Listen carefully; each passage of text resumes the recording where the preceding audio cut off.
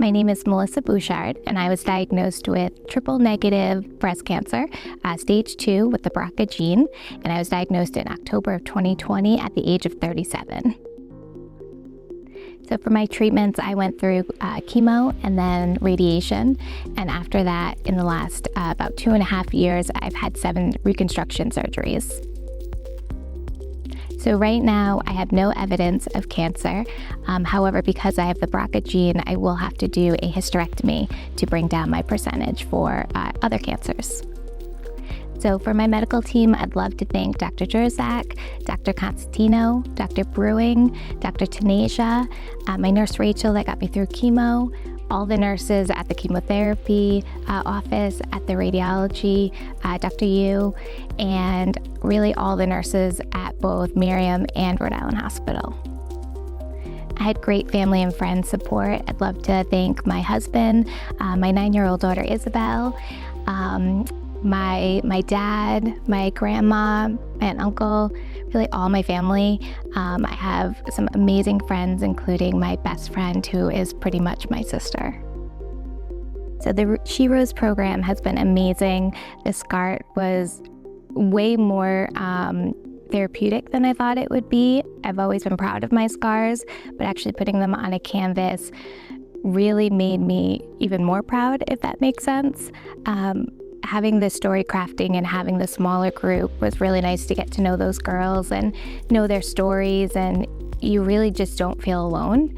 And even though I've met so many Pink Sisters before, the She Rose class really made me feel even less alone, which was really nice. So when I was first diagnosed, I had no intention of calling the Gloria Gemma Foundation because I just didn't think talking to people that also went through what I went through would be helpful. Wow, was I wrong? They brought me meals throughout chemotherapy. Mandy once told me, because it was during COVID time, that if I was having a bad day, she would come and sit in my driveway with one of the other Pink Sisters and just be there, which was pretty incredible. I've met so many incredible Pink Sisters, and they're not just there with you during the treatment, they actually check on you throughout everything, even the post-treatments, and I honestly don't know how I would have gotten through all of this without the programs, even just going to the movies with everybody. It's just the fact that they help you celebrate instead of just looking at the scariness of the situation. So one of my biggest advice for people that are thinking about joining next year is talk to those of us who have been through it. I am in a text group with a lot of the She Rose class of 2023, and I definitely doubted the process many times, but hearing their stories and seeing the relationships that they have now honestly made me love the program even more. So definitely talk to all of us. My name is Melissa Bouchard, and this is my story. Hi, everybody. I'm sitting here with Melissa Bouchard from the Gloria Gemma She Rose class of 2024 up in Providence, Rhode Island. Do you live in Providence? I don't. I actually live in Coventry, Rhode Island. And Rhode Island is such a little state. I mean, you could get across it, in an hour or something, maybe? Yeah.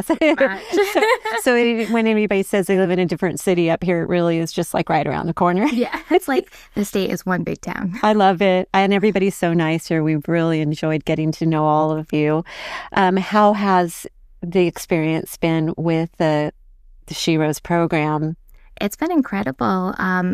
Meeting everybody, was amazing, but really getting to know people more, especially having the small story crafting groups. I loved that because we really got to take the time and get to know each other more. The girls and I, actually, from my group, we went out to dinner not that long ago. Oh, do you guys have a group name by any chance? Oh, we have a need one. We definitely need one. I love that. That really is what I think the major goal of any programs that we offer is to create smaller cell groups of support so that long after we're finished, that you all will continue with amazing friendships. So that is wonderful. Tell me, why did you get involved with this program? What encouraged you to sign up? So, being a mom and going through breast cancer, my daughter was only 5 when I got diagnosed. She was in kindergarten. And I felt this need to just show her the positive side and not necessarily the tough side of it, even though I was very open with everything.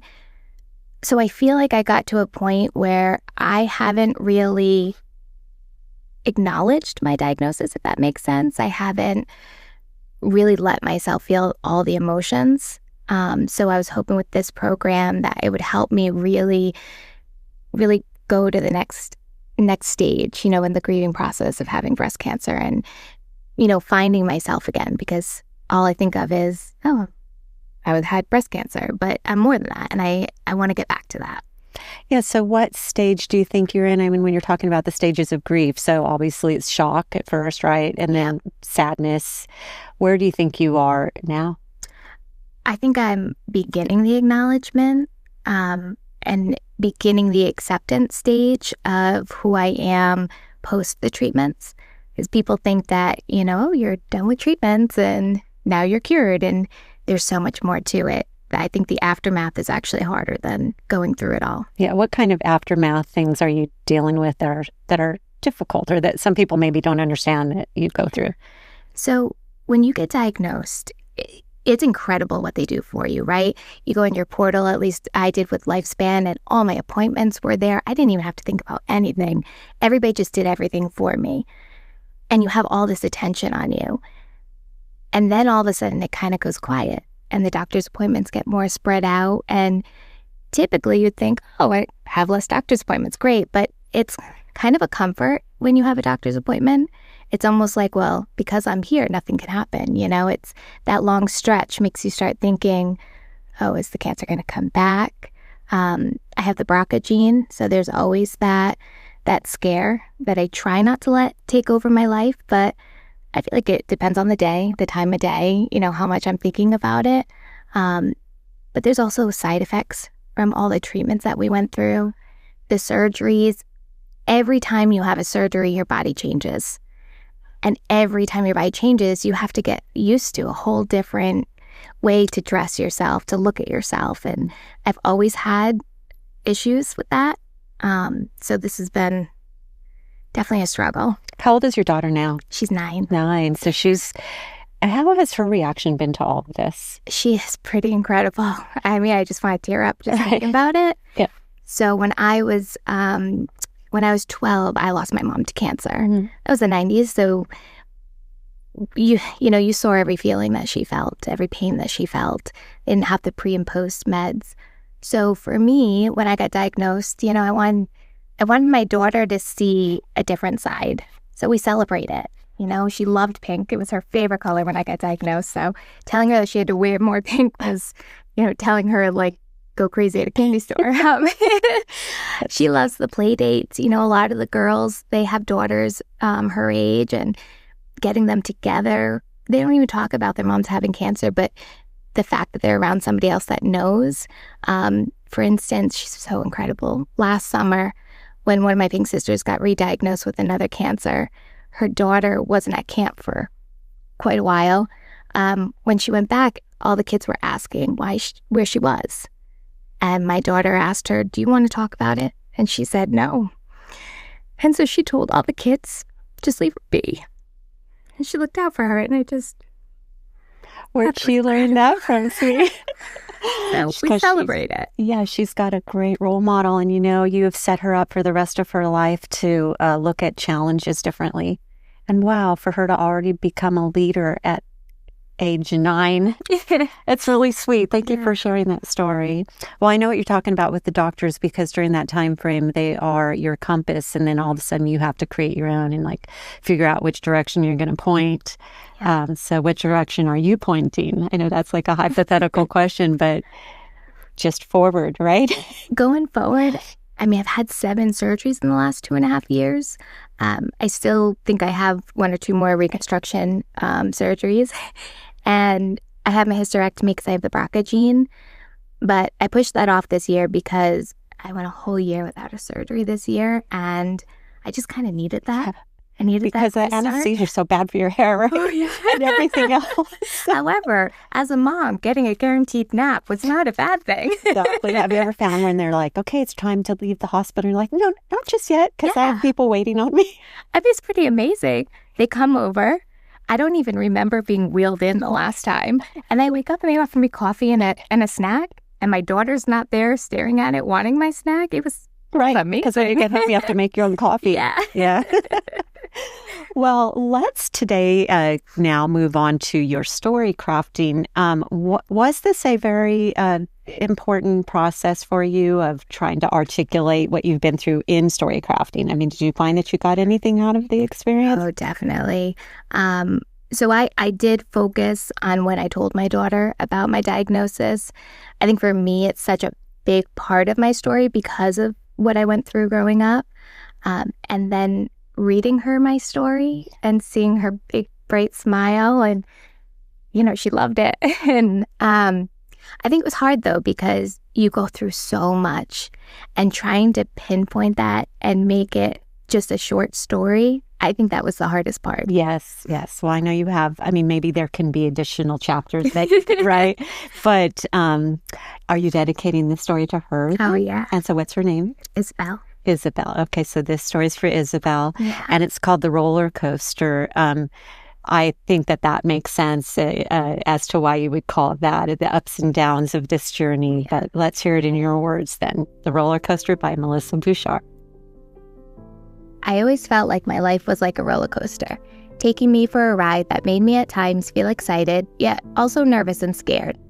There I was, standing at the entrance of the amusement park, excited for the adventure ahead, but also unaware of the challenges that I would soon face. Growing up, I was very close to my mom, and when she was diagnosed with cancer and then passed away at the age of 37, I was devastated. This wasn't going to be the last scary ride I went on, but it was one that would carry with me every day going forward. Reaching the age that my mom passed away, I felt that nervous feeling as if I was standing there waiting for the next big roller coaster to begin. I had a mix of feelings because I was relieved to go past the age that she lived to, but I couldn't shake this weird feeling in my gut. As I entered the line for the next wooden roller coaster, I had a feeling of what the journey was going to be, but was nervous waiting for the results of my biopsy.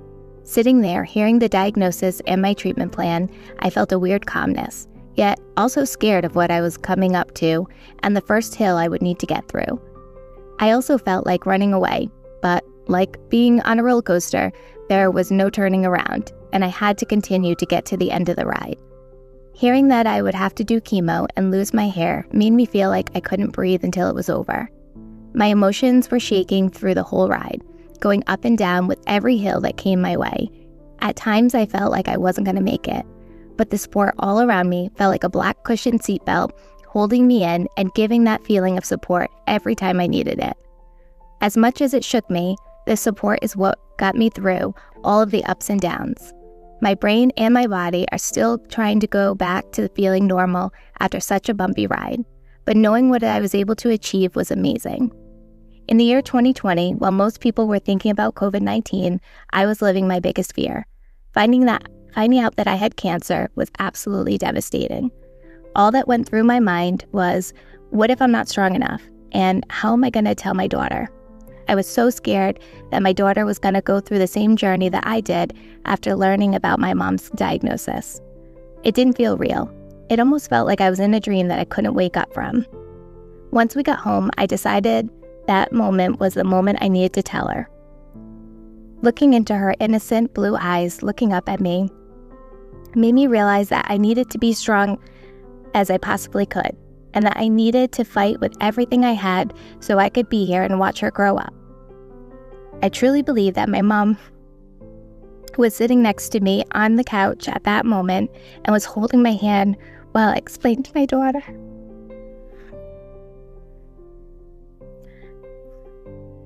that I was sick and that life was going to be very different from here on out. After explaining to her what was going on, I felt a calmness, yet I was also shaking.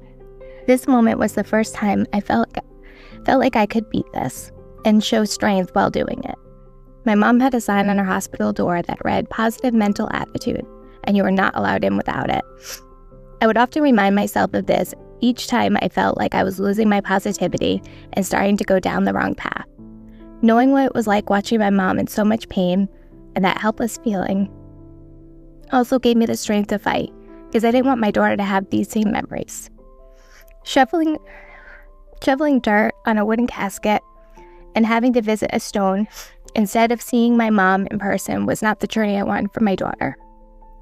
I realized that once I was diagnosed, I was still on a roller coaster, but this time I was a little more in control because this time I was the mom, and I had a daughter to protect and stay alive for. I realized that instead of the wooden one, I was now riding Hagrid's roller coaster. I was in the motorcycle seat, and my daughter was in the sidecar. She's along for my journey like I was for my mom, and as much as I was scared and nervous over every hill, I knew she was safe. Instead of knowing how nervous I was inside, I smiled and laughed with her to show her comfort and joy. It was always important to me to show her how to find joy in every situation and how to celebrate every bump, hill, twist, and turn, even when you're scared and feel completely out of control. You teared up a little reading about your mom. Harder than I thought. Well, obviously you were very close with her, and what do you think she would want for you right now? She'd want me to live life. She was always full of life. And what do you think she would be thinking right now, smiling down at you and hearing your story? I feel like she'd be proud. It's funny, when I was pregnant, I could have bet money on that I was having a boy. And I said, "Are you sure?" when they told me it was a girl. And I turned to my husband and I was like, that was my mom.